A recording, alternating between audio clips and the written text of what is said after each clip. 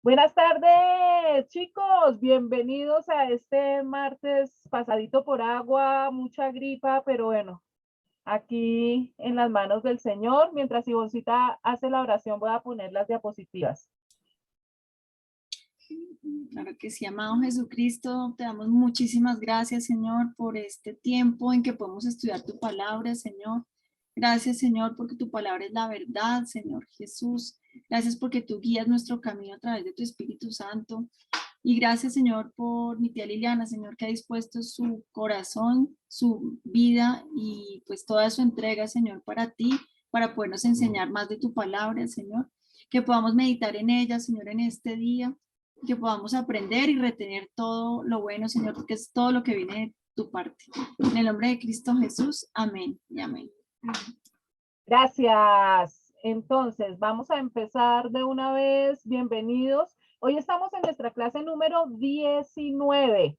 Si quieres ver por primera vez o repasar las 18 clases anteriores, les recuerdo que en YouTube ponen Liliana Parga y allí están todas las clases.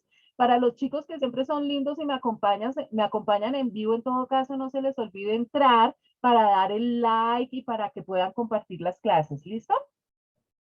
Entonces, estamos estudiando el Nuevo Testamento en el primer grupo, que es el grupo de los evangelios. Ya estudiamos el evangelio de Mateo, el evangelio de Marcos y estábamos empezando el evangelio de Lucas, el tercer evangelio. Recordemos algo muy importante que a ustedes no se les va a olvidar nunca porque llevamos muchos meses hablando de lo mismo y lo seguiremos hablando hasta que terminemos los 4 evangelios.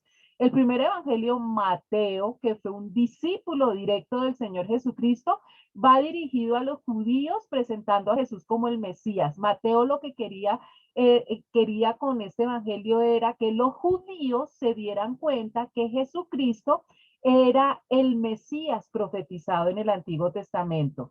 El Evangelio de Marcos, Marcos que no conoció al Señor Jesucristo directamente, que no fue discípulo del Señor Jesucristo, escribió este Evangelio con la ayuda de Pedro y de otros testigos oculares y va dirigido a los romanos, porque ellos estaban acostumbrados a adorar a dioses caprichosos y Marcos quería mostrarles un Dios que amaba tanto a los seres humanos que se hizo hombre y se volvió siervo de los seres humanos.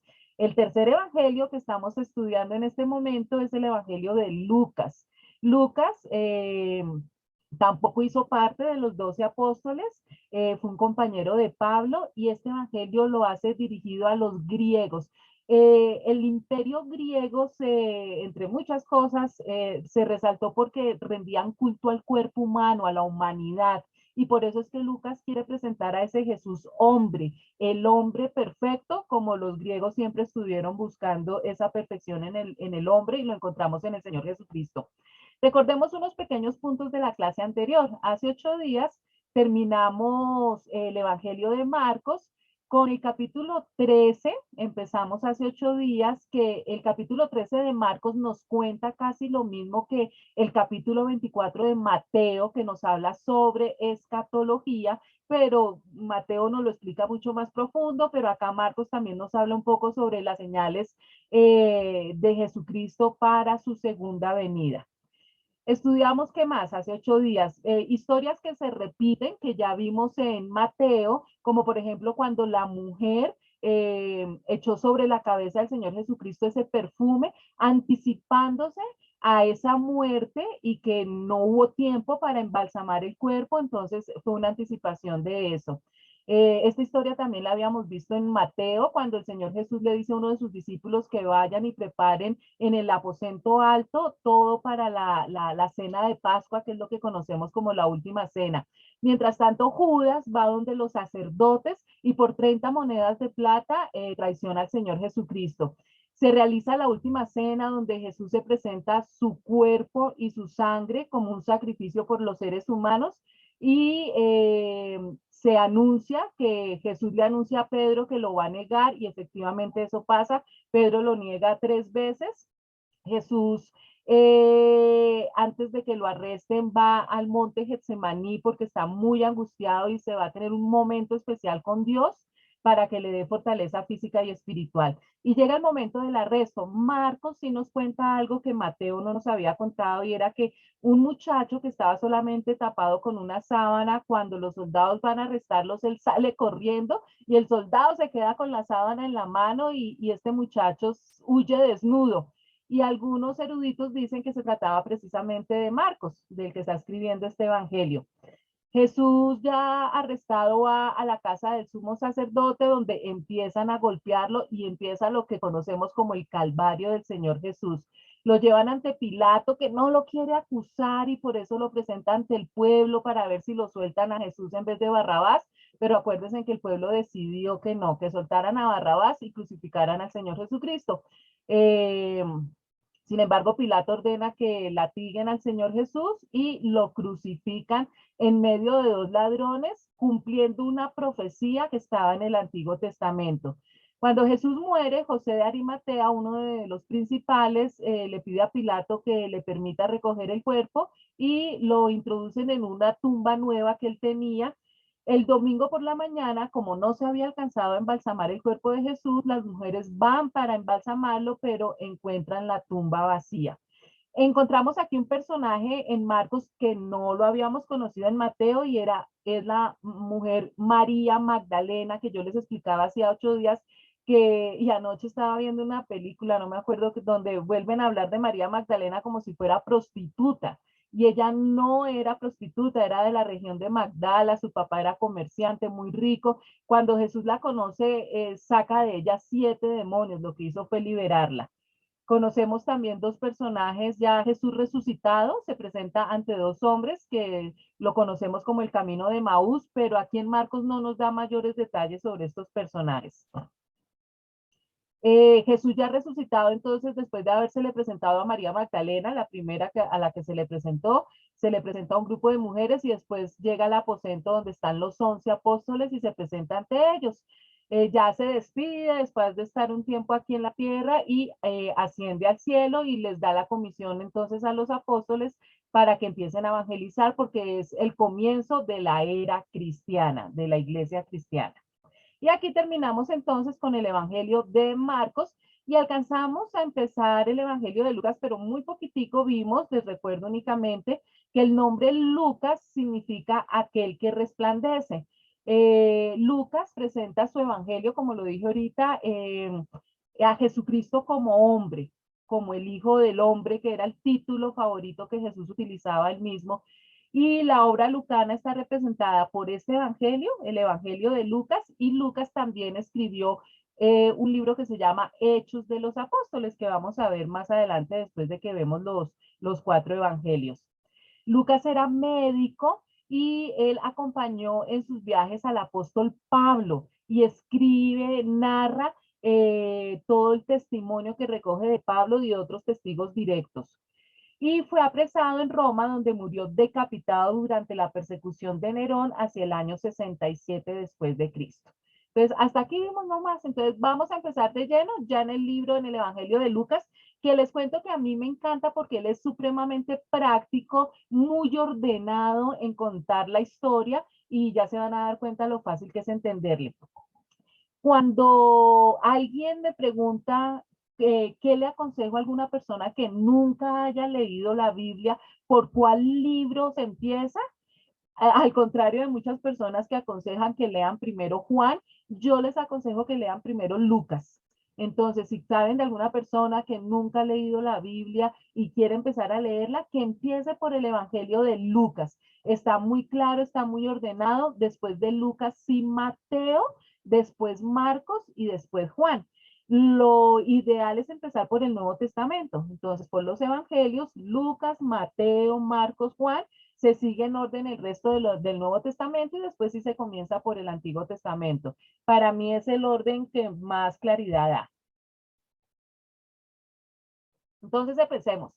Evangelio de Lucas, capítulo 1, versículos del 1 al 4 dice: muchos han intentado hacer un relato de las cosas que se han cumplido entre nosotros, tal y como nos las transmitieron los que desde el principio fueron testigos presenciales y servidores de la palabra. Por lo tanto, yo también, excelentísimo Teófilo, Habiendo investigado todo esto con esmero desde su origen, he decidido escribírtelo ordenadamente para que llegues a tener plena seguridad de lo que te enseñaron. Entonces aquí el comienzo es muy interesante porque resulta que Lucas le está escribiendo el libro a un tal Teófilo. Teófilo puede ser un nombre o tal vez puede ser un título de honor para alguna persona. Y tanto este evangelio, el de Lucas, como el otro libro que escribió Lucas, Hechos de los Apóstoles, está dirigido a un tal Teófilo. Algunos eruditos piensan que Teófilo no era una persona, sino que como la palabra Teófilo significa amigo de Dios, lo que quería Lucas era dedicar el libro a cualquier persona que quisiera conocer a Dios y hacerse amiga de Dios. Pero la mayoría de los eruditos sí piensan que Teófilo fue un personaje, un gentil muy importante, muy educado, principal de pronto de Roma, que había escuchado del Señor Jesucristo, todos sus milagros, todas sus enseñanzas, pero no tenía los detalles de la historia de Jesús. Y como Lucas era una persona tan preparada, porque no solamente era doctor en medicina como profesión, sino que era un artista completo, era un erudito, un intelectual impresionante, entonces acudió a él para que por favor le narrara exactamente quién había sido ese personaje de Jesucristo. Y por eso es que Lucas entonces decide investigar meticulosamente, él era así súper ordenado, súper intelectual, investigar profundamente con testigos directos cuál había sido esa historia de Jesucristo. Y nada más ni nada menos que se encuentra con Pablo, otro erudito, y habla con muchos apóstoles directos del Señor Jesús para poder contarle la historia a Teófilo y por eso le dedica este evangelio a él, esta carta a él. Dice, empieza diciendo, muchos han tratado de escribir la historia de las cosas que pasaron entre nosotros. Imagínense en todo lo que nosotros hemos estudiado desde el nacimiento del Señor Jesucristo, todos los milagros, todas las prédicas, todos esos eventos que sucedieron en su vida, su muerte tan impresionante, cómo influyó en tantas vidas, pues la gente contaba, ¿no? Y había rumores y se hablaba por aquí, se hablaba por allá. Y por eso Lucas dice, miren, muchas personas han tratado de escribir la historia, algunos están inventando, otros se quedan corticos en la historia, muchos han tratado. Pero Lucas aclara esto, tal y como nos la transmitieron los que las vieron desde el principio y que ayudaron en la predicación. Es decir, Lucas se va a la fuente, que es lo mejor, no a rumores, si es que el primo de mi tío, de mi sobrino, le contó la cuñada que había visto, no, él se va a las fuentes primarias y por eso es tan importante este evangelio. Versículo 5-7. En tiempos de Herodes, rey de Judea, hubo un sacerdote llamado Zacarías, miembro del grupo de Abías. Su esposa Elizabeth también era descendiente de Aarón. Ambos eran rectos e intachables delante de Dios.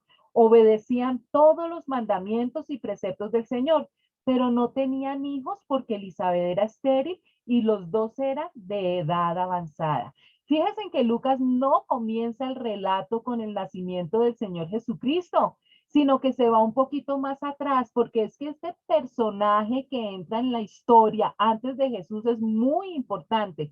Y Lucas toma en cuenta estos detalles para que las personas puedan corroborar que todo lo que él está contando es cierto y empieza con los gobernantes. Y entonces él dice, mire, en épocas del rey Herodes, el rey de Judea, es que empezó esta historia.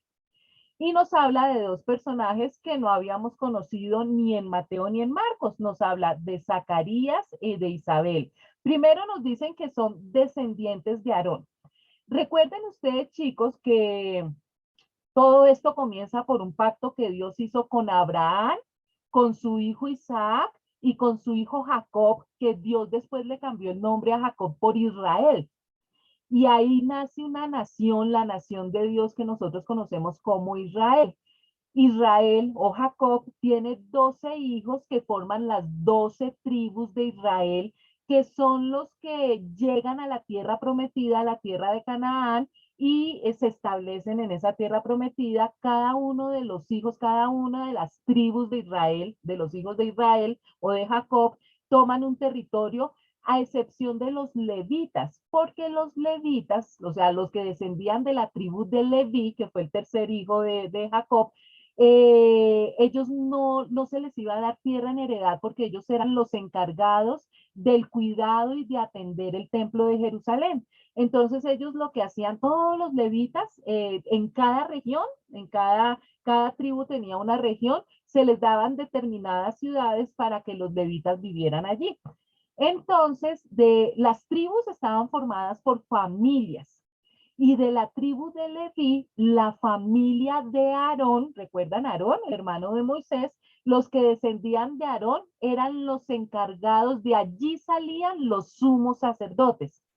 Los levitas estaban conformados por diferentes funcionarios porque se encargaban de todo el templo, del atrio, del lugar santo y del lugar santísimo. Los sacerdotes que iban todos los días y tenían diferentes funciones en el lugar santo, pero había un personaje más importante que era el sumo sacerdote, que era el único que podía entrar al lugar santísimo donde llegaba la presencia de Dios. Los sumos sacerdotes solamente podían escogerse de la familia de Aarón. Eran levitas de la tribu de Leví, pero pertenecían a la familia de Aarón. Bueno, Zacarías venía de esa familia. Los sacerdotes estaban súper bien organizados y por grupos, 12 grupos, y cada grupo atendía el templo una vez al mes, una vez al año. Entonces, al año siguiente volvía nuevamente ese grupo. Y Lucas nos está contando que preciso le tocaba a Zacarías entonces estar en el templo de Jerusalén. Un día en que Zacarías, por haber llegado el turno de su grupo, oficiaba como sacerdote delante de Dios, le tocó en suerte, según la costumbre del sacerdocio, entrar en el santuario del Señor para quemar incienso.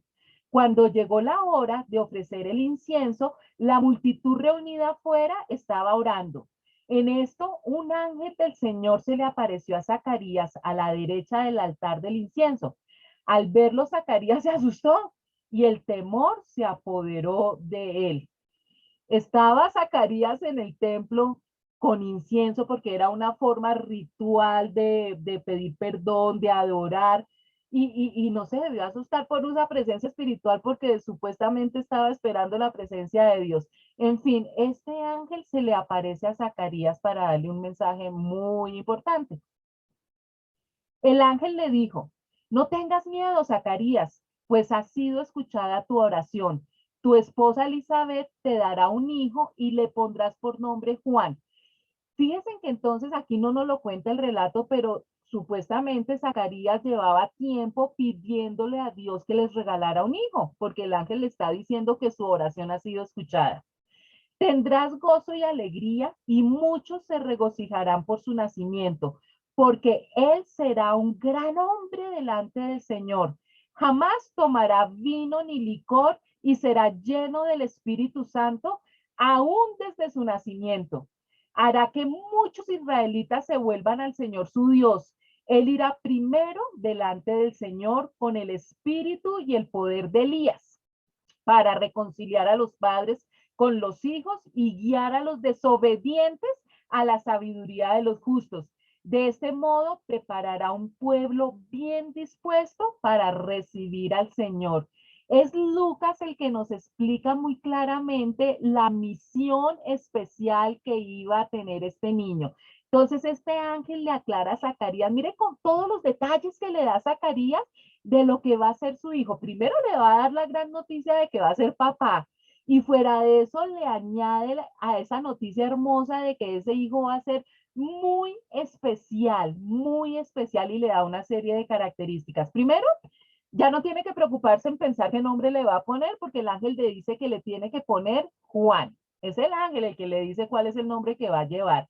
Le dice que va a tener el espíritu de Elías. Ellos conocían perfectamente lo que fue el profeta Elías, ese poder como fue tan utilizado por Dios que llevó a la gente de su época a reconciliarse con Dios, le tocó duro, pero tenía un carácter impresionante y estaba lleno de Dios y por eso podía proclamar la palabra con mucha vehemencia.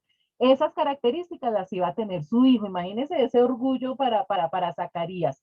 Y le dice que fuera de todo eso, su hijo era el encargado de preparar el camino del Mesías, de la llegada del Mesías. Imagínense, ustedes van a recibir en su casa al presidente de la República o van a recibir a una persona muy importante y ustedes pues preparan su casa, ¿no es cierto?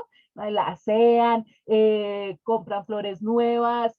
Eso era lo que iba a hacer Juan, preparar la casa. ¿Quiénes eran la casa? Los israelitas, las personas. Qué labor tan hermosa y tan importante. Versículos 18-20. ¿Cómo podré estar seguro de esto? Preguntó Zacarías al ángel. Ya soy anciano y mi esposa también es de edad avanzada. Yo soy Gabriel y estoy a las órdenes de Dios, le contestó el ángel. Oh, ya sabemos, nosotros ya conocemos a Gabriel desde hace rato, sabemos que Gabriel es el Rapi del cielo. Entonces, siempre que Dios manda un ángel para dar un mensaje a alguien, así no diga el nombre, nosotros sabemos que es Gabriel. He sido enviado para hablar contigo y darte estas buenas noticias. Pero como no creíste en mis palabras, las cuales se cumplirán a su debido tiempo, te vas a quedar mudo. No podrás hablar hasta el día en que todo esto suceda. Y pongan atención, aquí Zacarías lo único que pregunta es, ¿cómo podré estar seguro de esto? Y más adelante ustedes se van a dar cuenta que María, la madre de Jesús, también hace una pregunta parecida, pero a ella no la regaña, en cambio a Zacarías sí. Ah, porque es que Dios conoce nuestro corazón. Y la pregunta de Zacarías fue por total incredulidad. No creyó y por eso es que el ángel lo regaña. Cuando María pregunta no fue por incredulidad, sino porque ella se consideraba la sierva de Dios y quería saber cómo iba ella a colaborar en ese milagro tan grande. Después vamos a hablar entonces más adelante de María. Pero en este momento Zacarías tuvo dudas en su corazón y por eso el ángel le dice que no va a poder hablar, que va a quedar mudo hasta que todo lo que el ángel le anunció sea una realidad. Mientras tanto, el pueblo estaba esperando a Zacarías y les extrañaba que se demorara tanto en el santuario. Cuando por fin salió, no podía hablarles, así que se dieron cuenta de que allí había tenido una visión. Se podía comunicar solo por señas, pues seguía mudo.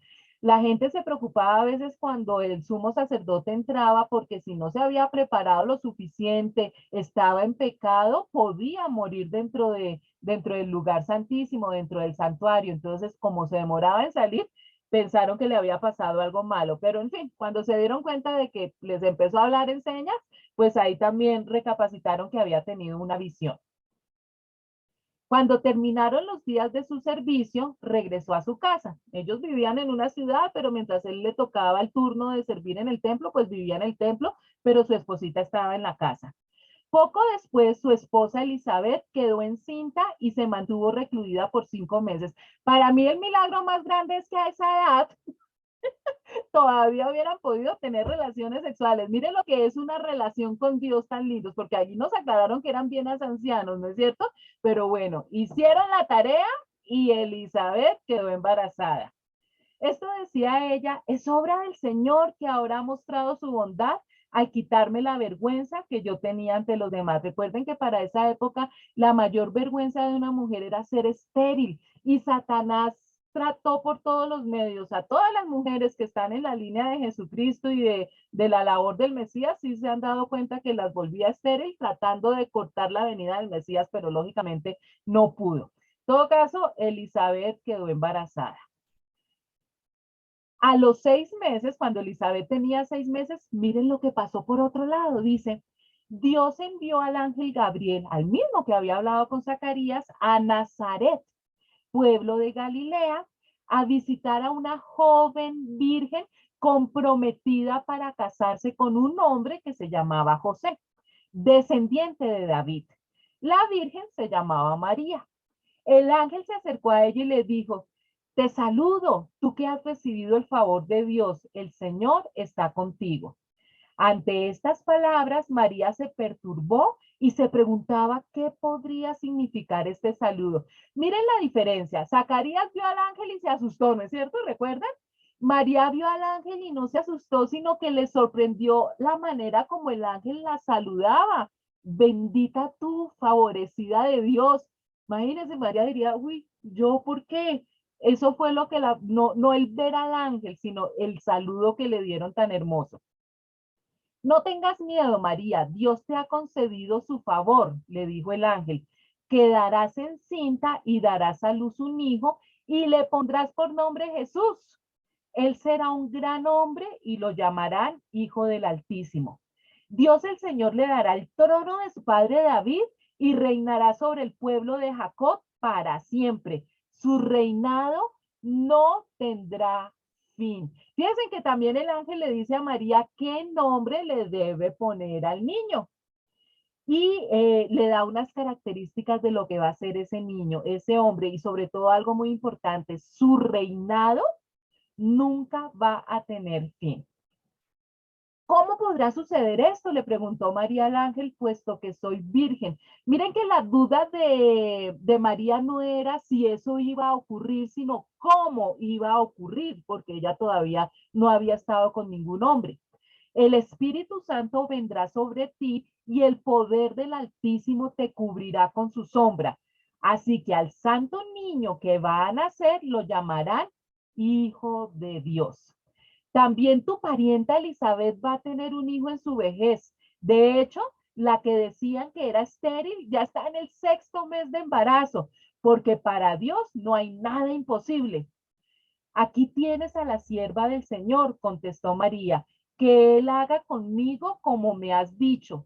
Con esto el ángel la dejó. Y aquí hay cosas muy hermosas para poder resaltar. Primero, el ángel chismosito le cuenta que su prima también está embarazada. Acá nos enteramos entonces que Elizabeth es prima de María. Puede ser prima en 2º grado o algo. Entonces, al final, el Señor Jesucristo y Juan el Bautista resultan también ser primos, ¿no? Ustedes saben que uno hay primo de 3er grado, 4º grado, pero todos nos decimos primos. Entonces, son familiares. El ángel le da a María esta noticia y ella enseguida le dice que es la sierva del Señor. Y desde este momento es que nosotros debemos imitar a María. María es un ejemplo de una mujer completa, íntegra, de la mujer que nosotras debemos ser. Todos los detalles que vamos a ver de María nos van a llevar a la conclusión que definitivamente nosotros debemos imitar a María porque fue una mujer bienaventurada. Entre todas las mujeres que existían en la época, Dios la escogió a ella para que en su vientre naciera el Hijo de Dios. Imagínense las características y las cualidades tan hermosas que tenía María. Jamás que la adoráramos. Y la misma María es clara en eso. Ya lo vamos a ver en unos versículos.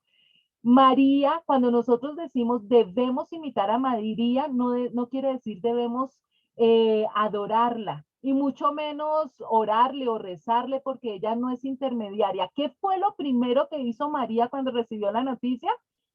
Dijo, soy la sierva de Dios. Y eso quiere decir que cuando uno es siervo, va a hacer todo lo que le manden. Entonces, ¿en qué debemos imitar nosotros a María? Que así como María obedeció absolutamente en todo al Señor Jesucristo, a su Hijo, porque era su Señor, nosotros también lo debemos hacer. Entonces, ese es el ejemplo que María nos da de esa sumisión y de ese servicio tan hermoso que desde el primer momento ella aceptó ese servicio a Dios, a Jesucristo. Entonces, sigue diciendo versículos 39-45. A los pocos días, María emprendió viaje y se fue deprisa a un pueblo en la región montañosa de Judea. Al llegar, entró en casa de Zacarías y saludó a Elizabeth. Tan pronto como Elizabeth oyó el saludo de María, la criatura saltó en su vientre. Entonces Elizabeth, llena del Espíritu Santo, exclamó: bendita tú entre todas las mujeres y bendito el hijo que darás a luz. Pero ¿cómo es esto que la madre de mi Señor venga a verme? Te digo que tan pronto como llegó a mis oídos la voz de tu saludo, saltó de alegría la criatura que llevo en el vientre. Dichosa tú que has creído, porque lo que el Señor te ha dicho se cumplirá. Y miren este encuentro de estas mujeres bienaventuradas y benditas. María entonces decide visitar a Elizabeth, acompañarla porque ya era anciana y ella debió pensar, le va a quedar duro en sus últimos meses de embarazo, hacer el oficio de la casa, lo que sea, voy a visitar a mi prima para ayudarla. Y apenas está entrando María en la casa de Elizabeth, Elizabeth ni siquiera la había visto y siente como el bebé en su vientre, en el vientre de Elizabeth, empieza a saltar.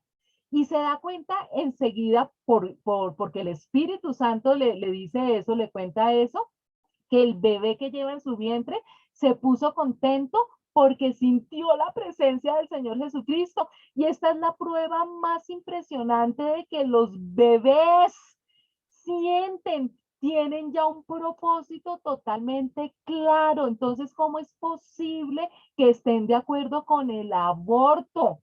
Si desde el momento de la concepción ya es un ser humano con unas funciones y un propósito definido. Y sienten absolutamente todo, los bebés reconocen las voces de sus padres, escuchan música, absolutamente todo. Y esta es la prueba, el bebé que estaba en el vientre de Elizabeth siente la presencia de Jesucristo, de su Señor. O sea, el bebé en el vientre de Elizabeth iba a ser siervo a servir al Señor Jesucristo. Y fíjense que Elizabeth le dice a María, en ningún momento adora a María, sino dice, bendito el hijo que tienes en tu vientre. Desde ese mismo momento ya está adorando es al hijo. Y le dice, ¿cómo es posible que la mamá de mi Señor, ya están las dos al servicio de ese bebé que ni siquiera ha nacido? Entonces, en ningún momento María está al mismo nivel de Jesucristo y mucho menos por encima de Jesucristo. Desde el primer momento, ellas se dan cuenta, aceptan y practican que son siervas del Dios vivo, del Dios hombre que es Jesucristo. Entonces, la criatura salta en el vientre porque reconoce al Mesías. Y termina Elizabeth diciéndole estas palabras tan lindas: bendita tú entre las mujeres y bendito el hijo que darás a luz, que lo tomaron como un rezo, ¿no es cierto? El Ave María, como repitiendo unas palabras sin sentido, un rezo para hacer algo que a Dios no le gusta, que es idolatría, adorar a María. Sigamos. 46-55. Entonces dijo María, miren las palabras de María tan hermosas: mi alma glorifica al Señor y mi espíritu se regocija en Dios mi Salvador, porque se ha dignado fijarse en su humilde sierva. Desde ahora me llamarán dichosa. Dichosa, no es diosa ni la mamá de Dios. Todas las generaciones, porque el poderoso ha hecho grandes cosas por mí. Santo es su nombre. De generación en generación se extiende su misericordia a los que le temen. Hizo proezas con su brazo, desbarató las intrigas de los soberbios. Aquí empieza a hablar del bebé que tiene en su vientre. De sus tronos derrocó a los poderosos, mientras que ha exaltado a los humildes. A los hambrientos los colmó de bienes y a los ricos los despidió con las manos vacías. Acudió en ayuda de su siervo Israel y, cumpliendo su promesa a nuestros padres, mostró su misericordia a Abraham y a su descendencia para siempre.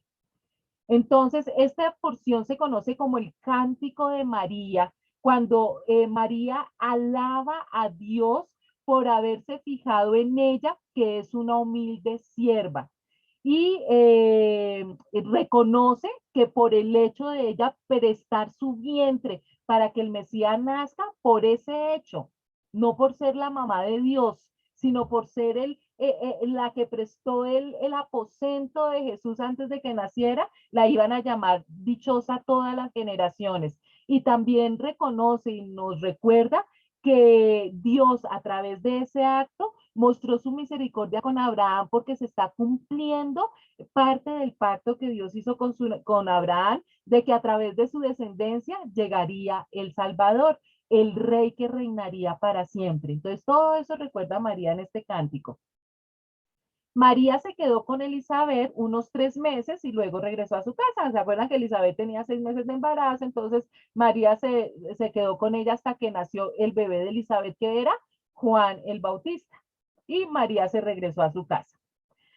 Cuando se le cumplió el tiempo, Elizabeth dio a luz un hijo. Sus vecinos y parientes se enteraron de que el Señor le había mostrado gran misericordia y compartieron su alegría. Pues el hecho de que ella hubiera quedado embarazada a esa edad, pues ya era un milagro y ya lo que les he dicho, el gozo más grande para una mujer, una esposa, era ser madre. Entonces, pues todos los vecinos se alegraban con esa noticia.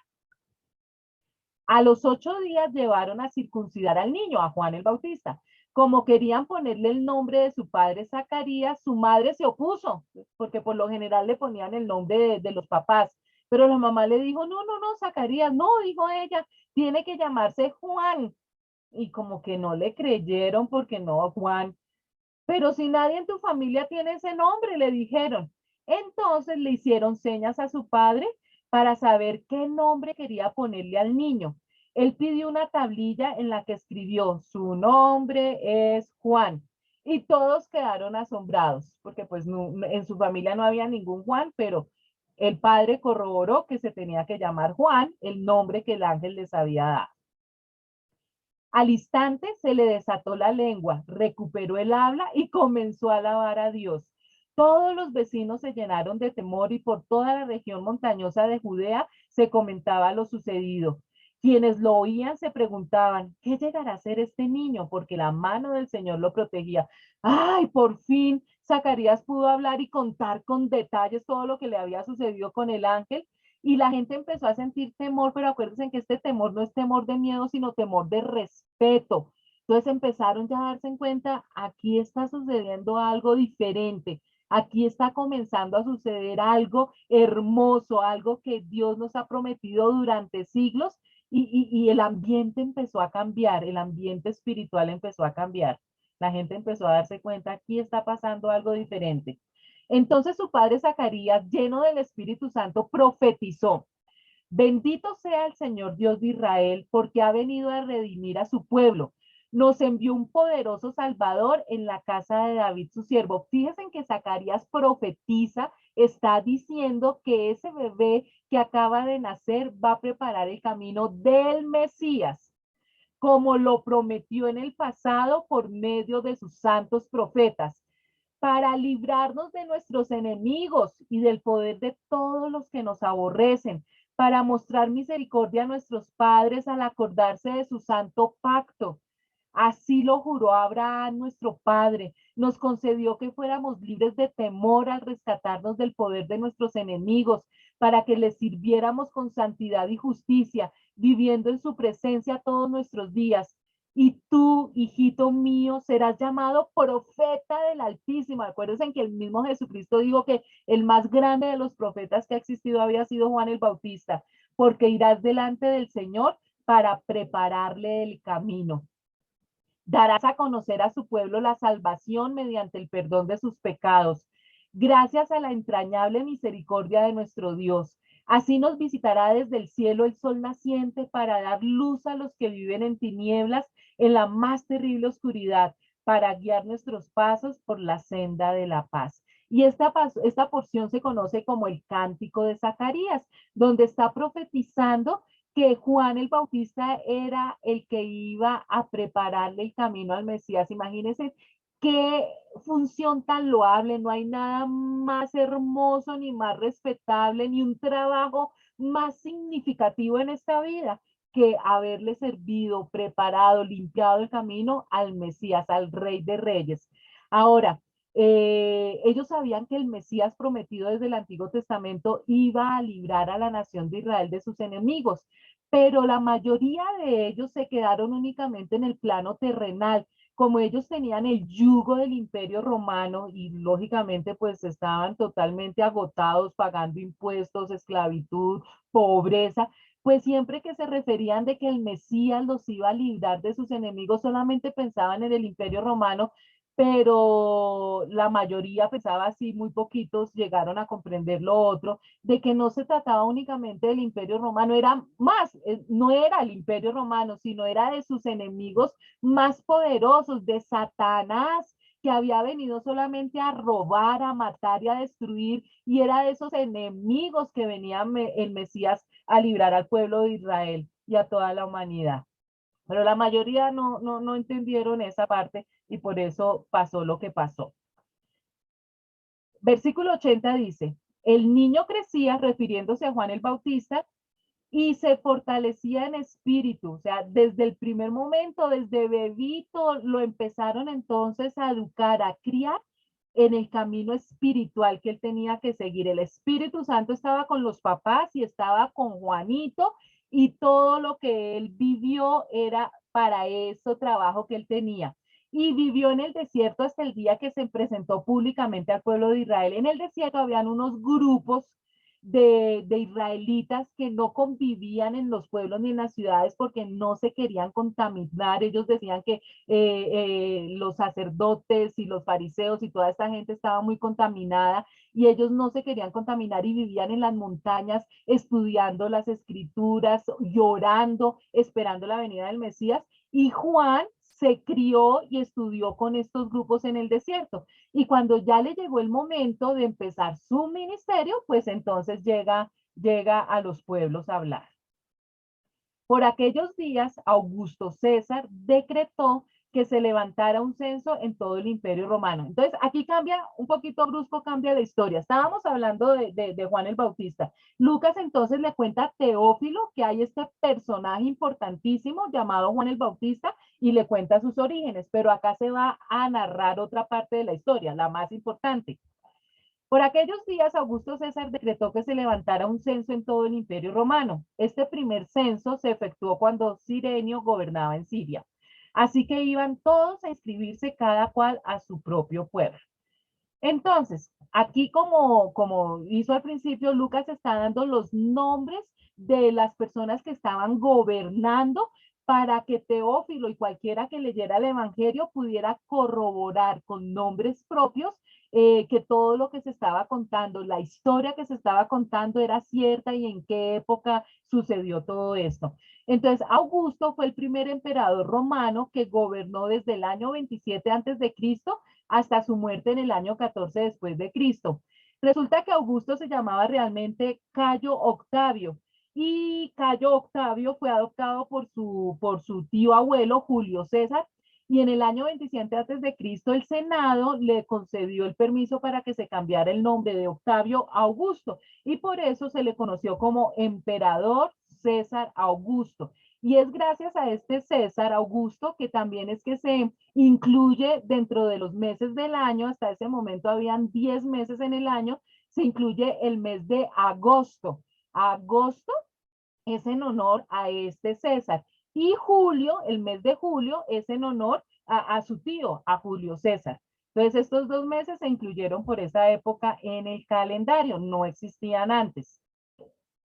Augusto quería hacer un estado de todos los ciudadanos y de sus bienes, lógicamente, en todas las provincias del imperio. Entonces, para eso él ordenaba censos, hacía censos con la finalidad de determinar la riqueza de los territorios bajo su mandato. Este primer censo que hizo era para saber exactamente cuántos siervos tenía en las provincias que ellos habían conquistado, que les pertenecían. Entonces necesitaban saber cuántos siervos tenían y los bienes que había para poder consolidar también así sus riquezas. Por eso es que por organización para ellos, cada persona tenía que ir a su ciudad de donde descendía la familia. También José, que era descendiente del rey David, subió de Nazaret, ciudad de Galilea, a Judea. Fue a Belén, la ciudad de David, para inscribirse junto con María, su esposa. Ella se encontraba encinta y mientras estaban allí se le cumplió el tiempo. Así que dio a luz a su hijo primogénito, lo envolvió en pañales y lo acostó en un pesebre porque no había lugar para ellos en la posada. Y Lucas cuenta rapidísimo, se demoró más contando el nacimiento de Juan que contando el nacimiento de Jesús. Pero aquí lo importante es que piensen en este detalle. José y María vivían en Nazaret. Si no hubiera existido el censo, Jesucristo hubiera nacido en Nazaret. Entonces sí estaba muy bien como lo conocían a él, Jesús de Nazaret. Nosotros sabemos que Jesús, por el censo, María y José les toca irse para Belén, que queda en Judea, Nazaret queda en Galilea. Pero realmente por todo, hemos dicho, fue un accidente y para que se cumpliera la profecía que Jesús nace en Belén, pero realmente Jesús era Jesús de Nazaret. Entonces, como José era descendiente del rey David y la ciudad natal de David era Belén, por eso es que le toca irse a inscribir a Belén. Y son en un estado diferente. Miren la caminata que le tocó hacer a María y a José para ir desde Nazaret, que quedaba en Galilea, hasta Belén, que quedaba en Judea. Y simplemente Lucas dice, y pues allá llegó, como se demoraron tanto en el viaje, llegó y no alcanzó a nada y nació el bebé. Eso fue rapidito. En esa misma región había unos pastores que pasaban la noche en el campo, turnándose para cuidar sus rebaños. Sucedió que un ángel del Señor se les apareció. Ah, ya sabemos cuál ángel es, ¿no es cierto? La gloria del Señor los envolvió en su luz y se llenaron de temor. Pero el ángel les dijo, no tengan miedo. A todos les toca decirle, no tengan miedo. Miren que les traigo buenas noticias que serán motivo de mucha alegría para todo el pueblo. Hoy les ha nacido en la ciudad de David un Salvador, que es Cristo el Señor. Esto les servirá de señal. Encontrarán a un niño envuelto en pañales y acostado en un pesebre. Entonces aquí nos cuenta Lucas un detalle que no habíamos conocido ni en Mateo ni en Marcos, y es que mientras el niño Jesús está naciendo en el pesebre, Gabrielito, el ángel Gabriel, va donde unos pastores que tienen unas características especiales. Primero, des en cuenta que los pastores están a la intemperie, están de noche en las afueras cuidando el rebaño, lo que nos asegura que no estaban en invierno, es decir, que no era diciembre. Jesús no nació el 25 de diciembre, Jesús no nació en diciembre, porque en diciembre es invierno en esa zona y no hubieran podido estar afuera y mucho menos con el rebaño. Entonces debían estar en primavera, verano, y los eruditos dicen que en septiembre, más o menos en septiembre, debió ser el nacimiento del Señor Jesucristo, y esta es una de las razones, porque había pastores cuidando el rebaño afuera. La otra cosa es que el ángel no escogió así al azar cualquier pastor. Muy seguramente estos hombres habían estado en oración, clamándole a Dios para que llegara el Mesías, para que llegara el Salvador, y estaban ansiando en su corazón la llegada del Mesías, y por eso es que Dios los escoge para que el ángel se les presente y les cuente, mire, por lo que ustedes tanto estaban orando, estaban clamando, ya nació. Y el ángel les da todas las señales de donde pueden encontrar al niño, al Mesías. Les dice con mucha claridad que ese es el Mesías.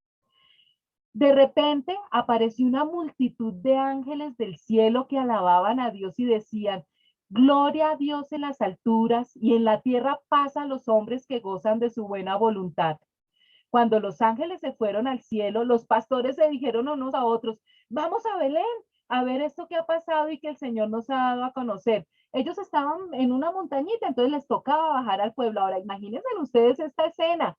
Impresionante, estoy yo en el campo, estoy viendo las estrellas, se me aparece un ángel, me cuenta semejante historia, ya vino el Salvador, y se aparece un coro de ángeles. ¿Ustedes se imaginan 100 voces de ángeles cantando? Porque esto que dice gloria a Dios en las alturas y en la tierra paz a los que gozan de su buena voluntad, lo dijeron cantando. Mejor dicho, cualquier precio de la boleta no alcanzaría para haber visto esta escena tan hermosa. Y lógicamente los pastores se van corriendo a encontrarse con el niño recién nacido. Así que fueron deprisa y encontraron a María y a José y al niño que estaban acostados en el pesebre.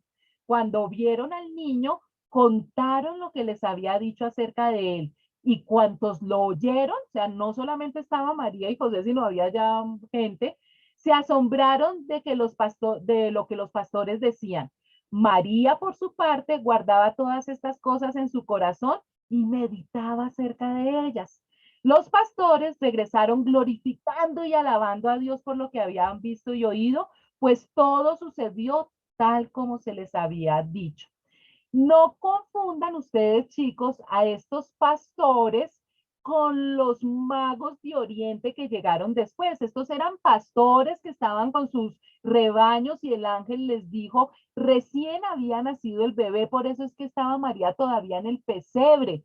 Los magos que llegaron de Oriente, que les regalaron a Jesús incienso, mirra y oro, ellos llegaron como unos 2 años después de que Jesús nació y ya ellos estaban en una casa, ellos no estaban en el pesebre.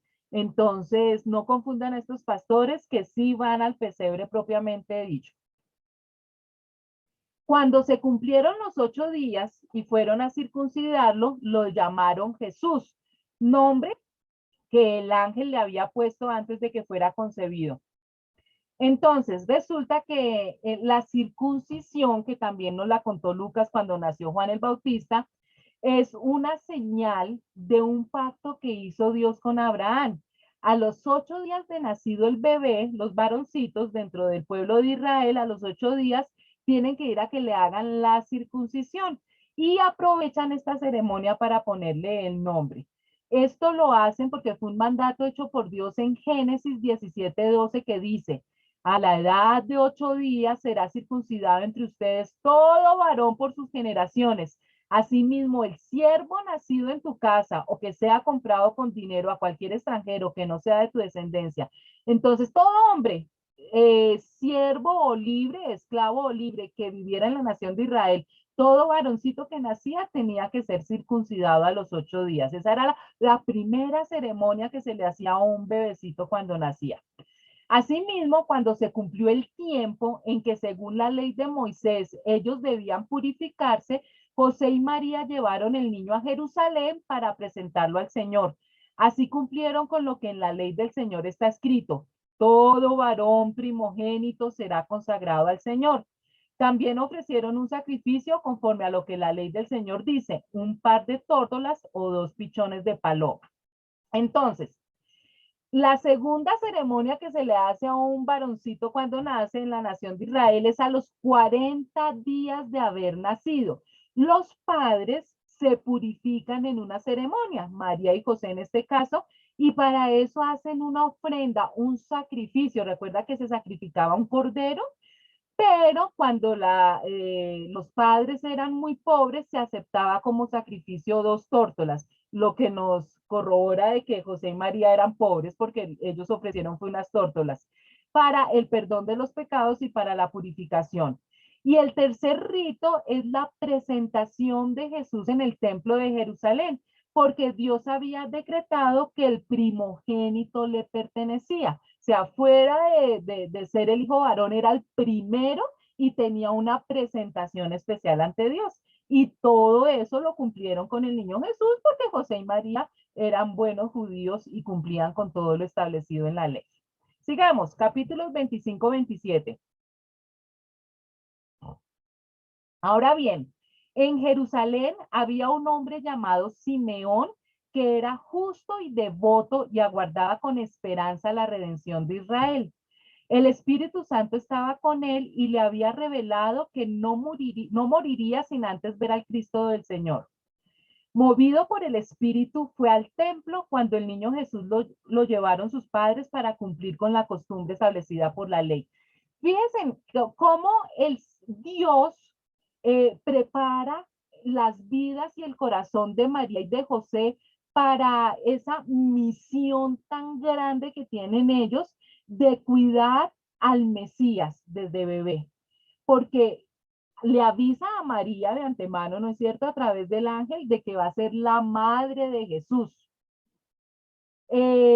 A través de su prima Elizabeth, le corrobora lo especial que va a ser Jesús, porque va a mandar a un personaje importantísimo de antemano para que prepare el camino de Jesús. Los ángeles le confirman en su nacimiento lo especial que va a ser Jesús. Y aquí en esta ceremonia también Dios manda a otro hombre, a Simeón, que con sus palabras también le corrobora a estos padres lo especial que es ese niño que tienen en sus brazos. Simeón lo tomó en sus brazos y bendijo a Dios. Según tu palabra, soberano Señor, ya puedes despedir a tu siervo en paz. Simeón había estado siempre pidiéndole a Dios que no se lo llevara, que él no quería morir hasta ver la llegada del Mesías, del Salvador, y Dios le dio ese regalo. Ya puedes despedir a tu siervo en paz, porque han visto mis ojos tu salvación que has preparado a la vista de todos los pueblos, luz que ilumina las naciones y gloria de tu pueblo Israel. Fíjense que apenas Simeón dice que guiado por el Espíritu ese día fue al templo, el día que José y María fueron a hacer la presentación del niño. Él fue al templo y apenas lo vio, supo quién era. El Espíritu Santo le dijo, mire, mira, ese bebé, ese es el Salvador. Y entonces esa alegría de Simeón. El padre y la madre del niño, María y José, los papás de Jesús, se quedaron maravillados por lo que se decía de él. Simeón les dio su bendición y le dijo a María, la madre de Jesús, este niño está destinado a causar la caída y el levantamiento de muchos en Israel. Acuérdense que lo amaron y lo odiaron. Y a crear mucha oposición, como se le opusieron todos los sacerdotes, maestros de la ley y los ancianos, ¿no es cierto?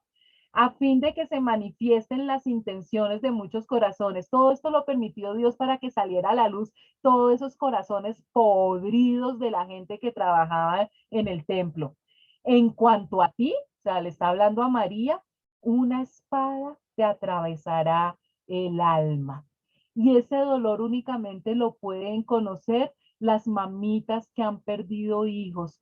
Y María no solamente iba a sentir el dolor de la muerte de un hijo, sino todo ese sufrimiento tan espantoso que Jesús tuvo que pasar. Y María, como mami de Jesucristo, pues sintió ese dolor. Por eso Simeón le está diciendo aquí, le está diciendo una espada te atravesará el alma, el dolor que va a sentir por el sacrificio de Jesús.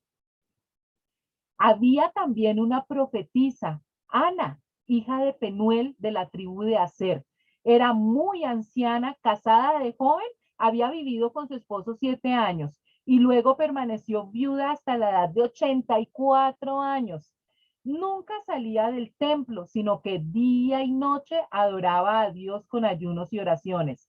Llegando en ese mismo momento, Ana dio gracias a Dios y comenzó a hablar del niño a todos los que esperaban la redención de Jerusalén. Entonces, se les une Ana, estaba Simeón diciendo estas palabras, se les une Ana, toda la gente que estaba en ese momento en el templo, así como cuando llega un famoso y que empiezan a pedirle autógrafos, pero ¿y quién es este niño que se le está acercando todo el mundo? Ana, que toda la vida, la mayor parte de su vida había estado en el templo esperando la llegada del Mesías, empieza a decirle a todo el mundo, miren, este bebé es el Salvador, es el que nos va a liberar de nuestros enemigos.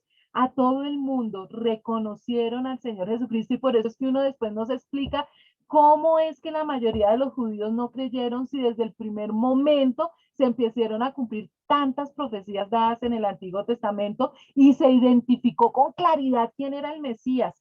Si ven la ceguera tan impresionante de los corazones incrédulos y por qué el creer es una decisión, porque las señales estaban dadas claras, pero no se les dio la gana creer. Era que desde ese momento mucha gente le hubiera seguido la pista al Señor Jesucristo toda su vida y no haberse separado de él jamás. La mayoría de la gente no creyó. Después de haber cumplido con todo lo que exigía la ley del Señor, esas 3 ceremonias que acabamos de hablar de Bebito, José y María regresaron a Galilea, a su propio pueblo de Nazaret. Entonces, ellos estuvieron en Belén, hicieron todas las vueltas, estuvieron como unos 3 meses, pero ellos regresaron a su casa, a Nazaret. El niño crecía y se fortalecía, progresaba en sabiduría y la gracia de Dios lo acompañaba. Y estos versículos, este y uno que vamos a leer más adelante, que son muy corticos, pero con una enseñanza muy profunda, nos dan toda la certeza de que Jesucristo siguió viviendo en Nazaret como un judío de la época. Para que aquellas personas que dicen que los años perdidos de Jesucristo, que porque la Biblia no habla ni de su juventud ni de su adolescencia, y que hubo un momento en su vida que se fue a la India o a yo no sé qué, es que a encontrarse consigo mismo y aprender de otras religiones espirituales, entonces es mentira. Aquí muy claramente nos dice que se fortalecía, progresaba en sabiduría y en la gracia de Dios. Después de haber cumplido con todo esto, entonces, con estas ceremonias, Jesús simplemente vivió como todo niño de Jerusalén, como todo niño judío, aprendiendo el oficio de sus dos papis, aprendiendo el oficio de José como carpintero, creciendo en estatura y aprendiendo también toda la parte espiritual. Todos los niños varones iban a estudiar a la sinagoga, aprender sobre la Torá. Entonces, eso fue lo que hizo el Señor Jesucristo. Lucas, capítulo 2, versículo 41-43. Los padres de Jesús subían todos los años a Jerusalén para la fiesta de la Pascua. Cuando cumplió 12 años, entonces hasta los 12 años, vivió sujeto a sus padres, obedeciendo a sus padres, con sus hermanitos, ayudando en la casa, en la carpintería y yendo a la sinagoga. Eso fue como hacían todos los niños judíos. Cuando cumplió 12 años, fueron allá según era la costumbre. Entonces, todos los años los judíos tenían que ir al templo de Jerusalén para las diferentes ceremonias, para las diferentes fiestas. Terminada la fiesta, emprendieron el viaje de regreso, pero el niño Jesús se había quedado en Jerusalén sin que sus padres se dieran cuenta. Como era tanta la multitud, eso era un peregrinaje completo, y el camino desde Nazaret hasta Jerusalén, pues se iban en un combo grandísimo. De regreso, ellos no se dieron cuenta que Jesús no se había ido en el combo con ellos, porque pensaban que estaba con los amiguitos, con los primos o con otros familiares. Ellos, pensando que él estaba entre el grupo de viajeros, hicieron un día de camino mientras lo buscaban entre los parientes y conocidos. Al no encontrarlo, volvieron a Jerusalén en busca de él. Al cabo de 3 días lo encontraron en el templo sentado entre los maestros, escuchándolos y haciéndoles preguntas. Todos los que le oían se asombraban de su inteligencia y de sus respuestas. Cuando lo vieron sus padres, se quedaron admirados. Entonces, al ver que no encontraban a Jesús entre sus conocidos, se devolvieron a Jerusalén. 3 días, que imagínense en esa angustia tan terrible, 3 días buscando al niño y lo encuentran en medio de todos los sacerdotes preguntando y respondiendo. Hijo, ¿por qué te has portado así con nosotros? Le dijo su madre. Mira que tu padre y yo te hemos estado buscando angustiados. ¿Por qué me buscaban? ¿No sabían que tengo que estar en la casa de mi padre? Pero ellos no entendieron lo que les decía. Así que Jesús bajó con sus padres a Nazaret y vivió sujeto a ellos. Pero su madre conservaba todas estas cosas en el corazón. Jesús siguió creciendo en sabiduría y estatura y cada vez más gozaba del favor de Dios y de toda la gente. Con esta historia nosotros nos damos cuenta que el Señor Jesucristo desde los 12 años ya estaba totalmente preparado para empezar su ministerio. Ya podía enseñar, pero él en su sabiduría y en su amor se dio cuenta que sus padres no estaban listos todavía. Y por eso regresa con ellos a Nazaret y dice que se sujeta a ellos y se queda con ellos como era la costumbre hasta los 30 años. Miren qué obediencia la del Señor Jesucristo, qué amor por sus padres para no hacerlos sufrir. Y se queda con ellos y dice nuevamente que crecía en estatura y en sabiduría. Creció con sus padres como todo, lo hacía cualquier niño judío y se quedó con ellos hasta los 30 años. Entonces, esta parte es importantísima si ustedes se encuentran con alguien que les comente que Jesús entonces, que la Biblia no nos habla de muchos años de Jesús. Acá nos dice claramente que Jesús crecía en sabiduría y en estatura. Gracia para con Dios, obediente a Dios y para los hombres. Amaba al prójimo, a todos sus vecinos. En el año 15 del reinado de Tiberio César, Poncio Pilato gobernaba la provincia de Judea, Herodes era tetrarca en Galilea, su hermano Felipe en Iturea y Traconite y Lisanías en Abilene. El sumo sacerdote lo ejercían Anás y Caifás. Acuérdense que a Lucas le encanta nombrar todos los gobernantes de la época para que se corrobore la historia. Entonces nos está diciendo que lo que nos va a contar sucedió cuando Tiberio era emperador. Tiberio fue el segundo emperador de Roma. Nos dice que Poncio Pilato gobernaba Judea. Con Poncio Pilato ya lo conocemos un poquito más, ¿no es cierto? Entonces Poncio Pilato estaba en la región de Judea. Y nos dice que Herodes era tetrarca o el gobernador de Galilea. Acuérdense que son dos regiones diferentes, Judea y Galilea. Pero miren esto, nos dice que habían dos sumos sacerdotes, Anás y Caifás, y ahí es donde nos damos cuenta de todo el problema que tenía la nación de Israel a nivel espiritual, porque la ley decía que debía haber un sumo sacerdote, pero en este momento habían dos sumos sacerdotes, lo que demuestra la corrupción tan terrible que había dentro del templo. Empezando por ahí, que habían dos sumos sacerdotes cuando solamente debía ser uno. Entonces estos eran, como se pudo comprobar después, eran totalmente malvados estos Anás y Caifás. En aquel entonces la palabra de Dios llegó a Juan, hijo de Zacarías, Juan el Bautista. Volvemos entonces, entra Juan a escena nuevamente. ¿Por qué Dios no les contó entonces a los sacerdotes, a los ancianos y a los maestros de la ley que el Mesías venía? Por la corrupción que había dentro del templo. Por eso escoge a Juan el Bautista. En aquel entonces la palabra de Dios llegó a Juan, hijo de Zacarías, en el desierto. Juan recorría toda la región del Jordán predicando el bautismo de arrepentimiento para el perdón de pecados. Así está escrito en el libro del profeta Isaías. Voz de uno que grita en el desierto, preparen el camino del Señor, háganle sendas derechas, todo valle será rellenado, toda montaña y colina será allanada, los caminos torcidos se enderezarán, las sendas escabrosas quedarán llanas y todo mortal verá la salvación de Dios. Y muchos acudían a Juan para que los bautizara. Recuerden entonces que cuando Juan creció un poquito más, se fue al desierto y allá aprendió. Y acá se está cumpliendo entonces una profecía que estaba en Isaías capítulo 40, versículos 3 al 5, en donde nos cuentan que Juan el Bautista era el que iba a empezar a anunciar el Mesías ya viene. Pero es que la labor de Juan era limpiar la casa, limpiar los corazones de los judíos. Y por eso es que él predicaba, se llamaba el bautismo de arrepentimiento. Miren, el bautizo se utilizaba en muchas religiones. El bautizo no empezó con el cristianismo, no empezó con Jesucristo. En muchas religiones se hacían ceremonias de bautizo.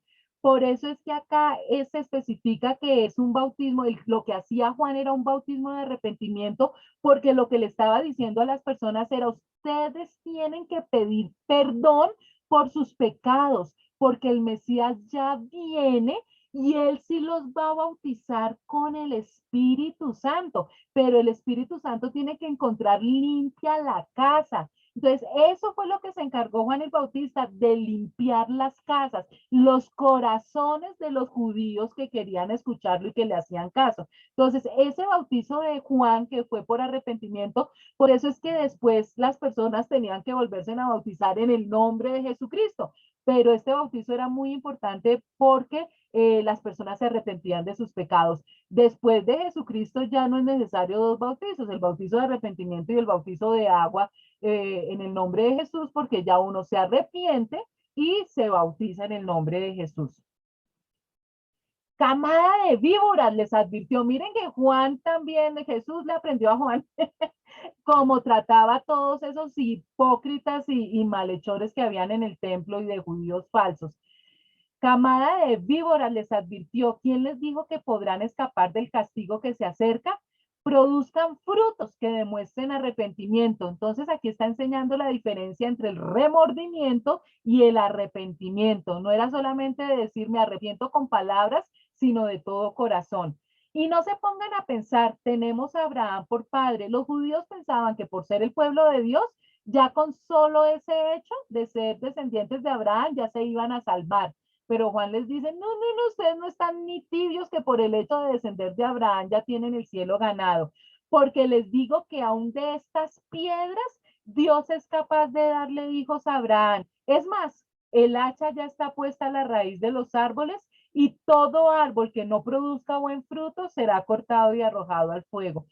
Estaban tan corruptos, había tanta maldad en el corazón, sobre todo de los maestros de la ley, que por eso Dios mandó a Juan el Bautista con estas palabras tan fuertes para decirles, o se arrepienten o se van para el infierno. El arrepentimiento, cuando Juan habla del arrepentimiento y les pide que se arrepientan, es porque el arrepentimiento es lo que provoca la verdadera conversión. El saber que yo soy pecador y que necesito arrepentirme y que necesito un salvador es lo que me lleva a arrodillarme ante el Señor Jesucristo, pedirle perdón y que Él sea mi Señor y mi Salvador. Entonces, el reconocer que yo soy un pecador es el primero de los pasos y principal. Entonces, ¿qué debemos hacer? Le preguntaba a la gente le estaba escuchando a Juan. Era esa forma de predicar de Juan que la gente estaba diciendo, sí, sí, yo necesito a un Salvador porque estoy perdido. Entonces, ¿qué debemos hacer? Le preguntaba a la gente. El que tiene dos camisas debe compartir con el que no tiene ninguna, les contestó Juan, y el que tiene comida debe hacer lo mismo. Llegaron también unos recaudadores de impuestos para que los bautizara. Maestro, ¿qué debemos hacer nosotros? Le preguntaron. No cobren más de lo debido, le respondió. ¿Y nosotros qué debemos hacer? Le preguntaron unos soldados. No extorsionen a nadie ni hagan denuncias falsas. Más bien, confórmense con lo que les pagan. Hasta gentiles estaban oyendo las palabras de Juan y se estaban arrepintiendo. Y lo primero que les enseña Juan es el amor al prójimo, lo que Jesucristo después iba a insistir tanto. Den, entréguense, den a los pobres. ¿Para qué quieren ustedes acumular tanta riqueza habiendo tanta necesidad a su alrededor? Ustedes tienen que empezar a darse a sí mismos y compartir con los demás. Y les está enseñando la necesidad inclusive de uno despojarse y uno quedarse sin algo, que eso ya es lo más grande del amor al prójimo. Quedarse, esta foto me encanta, si le ponen atención, es una foto real de cómo la niña se conmueve porque una persona se quita sus sandalias para dárselas a la niña. El Señor tendrá muchas sandalias en su casa, pero ese gesto es hermosísimo en este momento.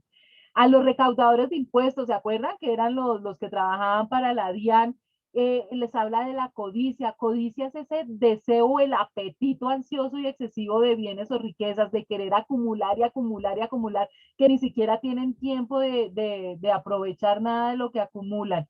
Y a las autoridades les dicen pilas con ese abuso de autoridad. Ustedes han sido nombrados para unos oficios especiales, un cargo especial, conténtense con lo que les pagan y hagan bien su trabajo. Entonces, a cada grupo les decía en qué consistía ese arrepentimiento, que no fuera solo remordimiento, sino ese arrepentimiento que hace cambiar, que lleve a la práctica un cambio. La gente estaba a la expectativa y todos se preguntaban si acaso Juan sería el Cristo. Yo los bautizo a ustedes con agua, les respondió Juan a todos, pero está por llegar uno más poderoso que yo, a quien ni siquiera merezco desatarle la correa de sus sandalias. Él los bautizará con el Espíritu Santo y con fuego.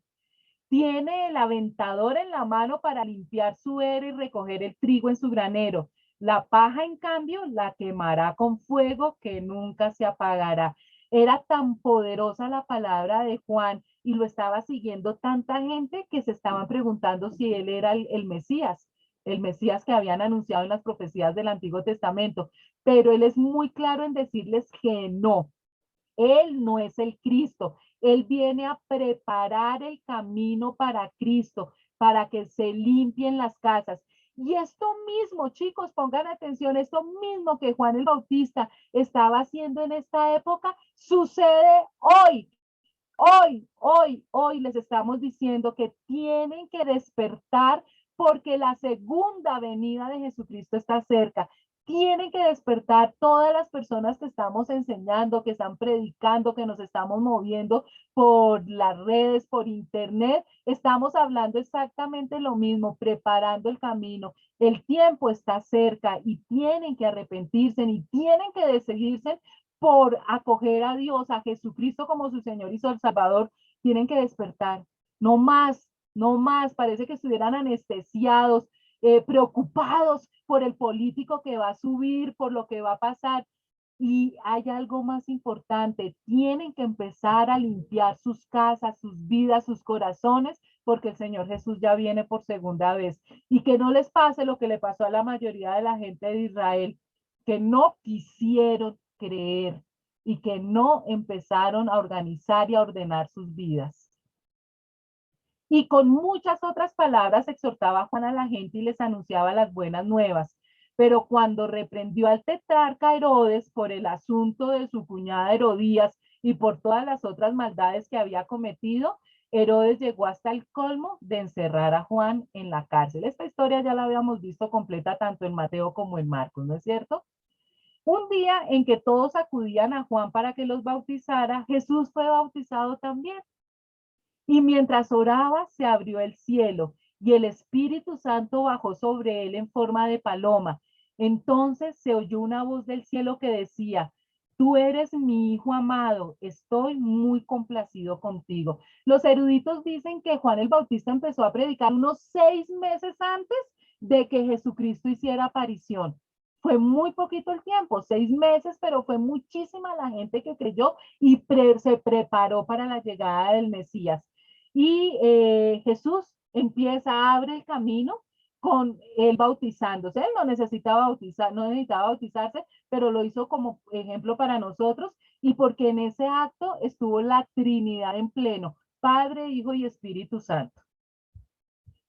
Jesús tenía unos 30 años cuando comenzó su ministerio. Y empieza aquí, en el capítulo 3 de Lucas, del versículo 23 al 38, a darnos una genealogía de la descendencia de Jesús. ¿Recuerdan que en Mateo también, Mateo empieza con una genealogía? Aquí Lucas nos da también una genealogía, pero empieza con esta frase: era hijo, según se creía, de José, y empieza a dar toda la lista de nombres. Y me encanta como dice Lucas, porque tenía muy claro ellos que Jesús se creía que era hijo de José, según ellos creían era que era hijo de José, pero nosotros sabíamos que era hijo de Dios. María quedó embarazada por obra y gracia del Espíritu Santo. Y aquí aprendimos también una cosa muy bonita, no sé si ustedes la conocen, la saben.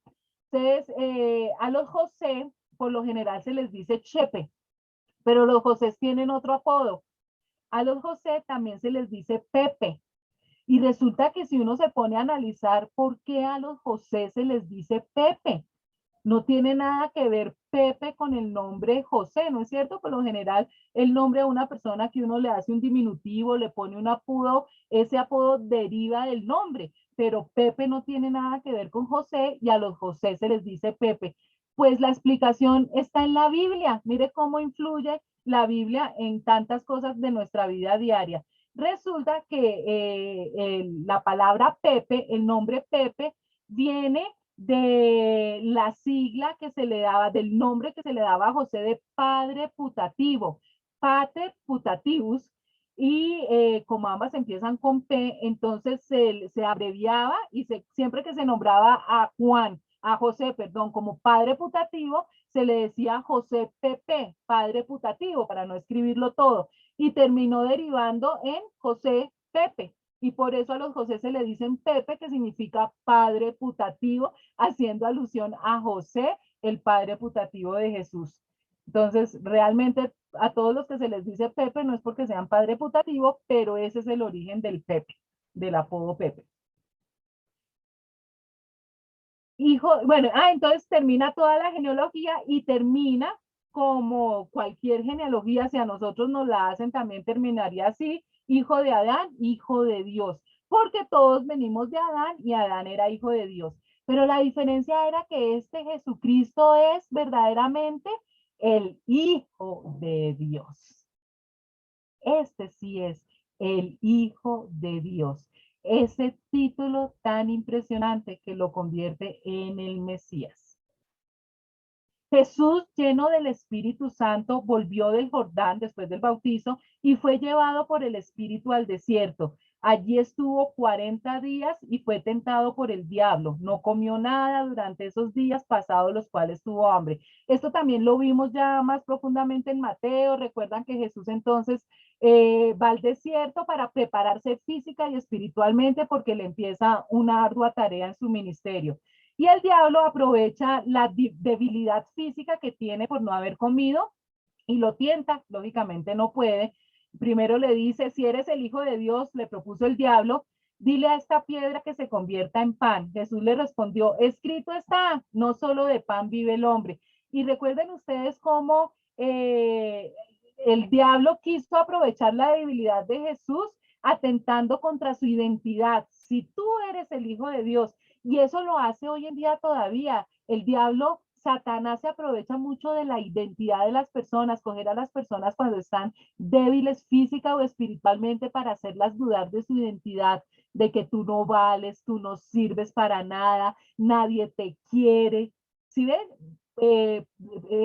Darles en el autoestima para que se sientan tan poquita cosa que sus vidas se destruyan. Y trato de hacer lo mismo con Jesús. Si tú eres el Hijo de Dios, entonces el diablo lo llevó a un lugar alto y le mostró en un instante todos los reinos del mundo.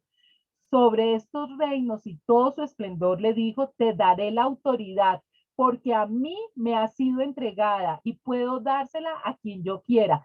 Fíjense que Jesús no le corrigió a Satanás que dijera que Satanás tiene autoridad sobre los reinos del mundo, porque es cierto, Satanás tiene esa autoridad, sino que Jesús le contestó, escrito está, adora al Señor tu Dios y sírvele solamente a él. Jesús no lo reprendió por decir que él tenía la autoridad sobre los reinos del mundo, sino por pedirle que lo adorara, porque no otro sí tenía razón. El diablo los llevó luego a Jerusalén e hizo que se pusiera de pie en la parte más alta del templo y le dijo, si eres el Hijo de Dios, tírate de aquí, pues escrito está, ordenará que sus ángeles te cuiden, te sostendrá en sus manos para que no tropieces con piedra alguna. También está escrito, no pongas a prueba al Señor tu Dios, le replicó Jesús. Así que el diablo, habiendo agotado todo recurso de tentación, lo dejó hasta otra oportunidad. Bueno, esto ya también lo vimos más profundamente en Mateo para los que no han escuchado las prédicas.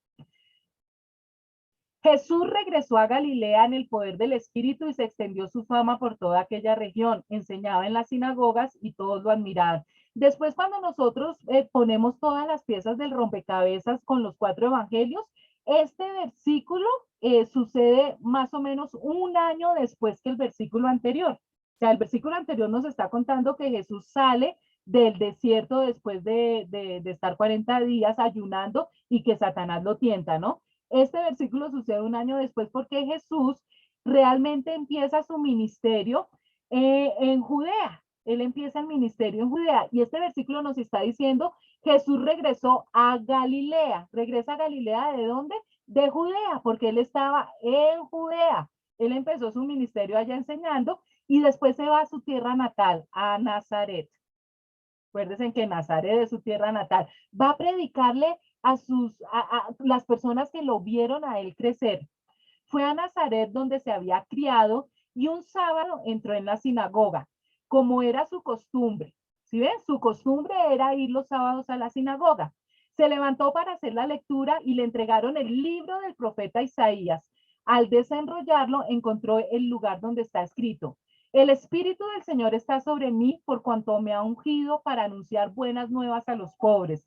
Me ha enviado a proclamar libertad a los cautivos y dar vista a los ciegos, a poner en libertad a los oprimidos, a pregonar el año del favor del Señor. Luego enrolló el libro, se lo devolvió al ayudante y se sentó. Todos los que estaban en la sinagoga lo miraban detenidamente y él comenzó a hablarles. Hoy se cumple esta escritura en presencia de ustedes.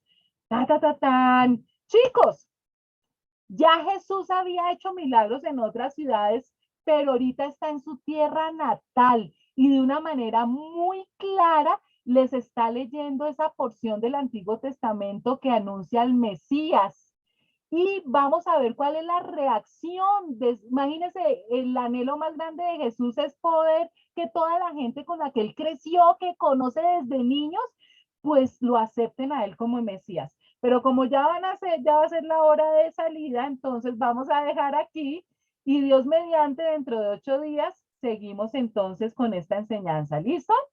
Entonces, espero que me hayan escuchado bien. Nuevamente les ofrezco disculpas por la gripa que tengo y dentro de 8 días nos vemos. Dios mediante, que tengan una hermosa semana y bendiciones.